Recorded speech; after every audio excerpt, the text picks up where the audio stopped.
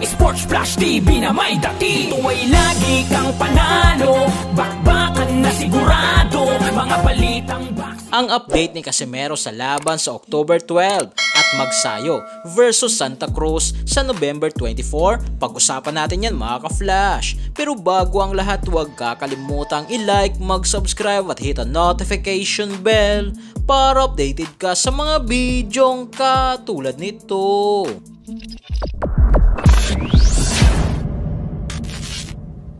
Sumukang niluluto nga po ngayon mga ka-flash ng MP Promotion ang posibleng bakbakang Leo Santa Cruz versus Mark Magnifico Magsayo sa November 24 undercard sa bakbakang Benavides versus Andrade. Sakaling mangyari nga po ito mga ka-flash, ay maglalaban nga po ang dalawa sa 130 pounds division na ayon kay Magsayo, Leo Santa Cruz is a Hall of Famer na kung maglaban nga daw sila, itong araw ang magiging pinakamalaking laban niya sa kanyang boxing career.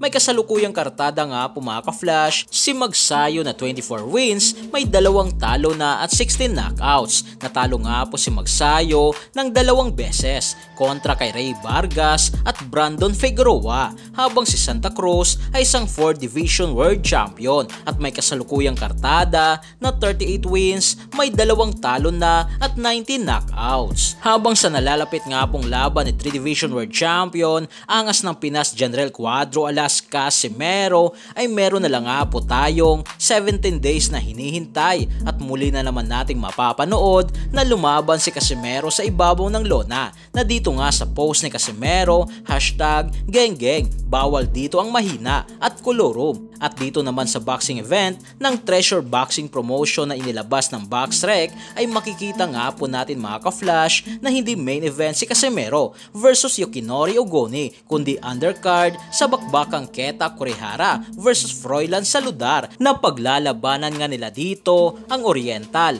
and Pacific Boxing Federation bantamweight belt. At co-main event naman dito si Takeshi Inoue versus Tiranan Matsali para sa WBO Asia Pacific Super Welterweight na titulo. Ang ibig sabihin lang nito mga ka-flash ay talagang activity fight lang talaga itong laban ni Casimero para wag lang mabakante, pero isa rin itong napakalaking opportunity para kay Casimero sa kadahilanang nasa baluarte po siya ni Inoue, at dito pagkatapos ng laban versus Ogoni ay pwede na nitong hamunin o i-call out si Inoue sa harap ng mga supporters ni Inoue, na paniguradong ito ay mas lalong magpapainit upang mas lalong matuloy na ang bakbakang General Casimero versus Naoya Inoue sa taong 2024. So yan lang para sa ating balitang boxing. Ano ba masasabi nyo tungkol dito? Para sa inyong komento at reaksyon ay komento nyo na sa baba. Hanggang sa muli, ito ang The Sports Flash TV. Sports Flash TV na may dati. Ito ay lagi kang panalo, bakbakan na sigurado, mga balitang boxing. Ito laging bago, balitang boxing, laban na kasado. Di papahuli pagdating sa bakbakan, mga pambato na patuloy ang laban. Sasaliksikin ang bawat babalita, talagang diin, bawal ang mahina. Sa loob ng ring, merong pambihira, mga kamao na nagiging bida.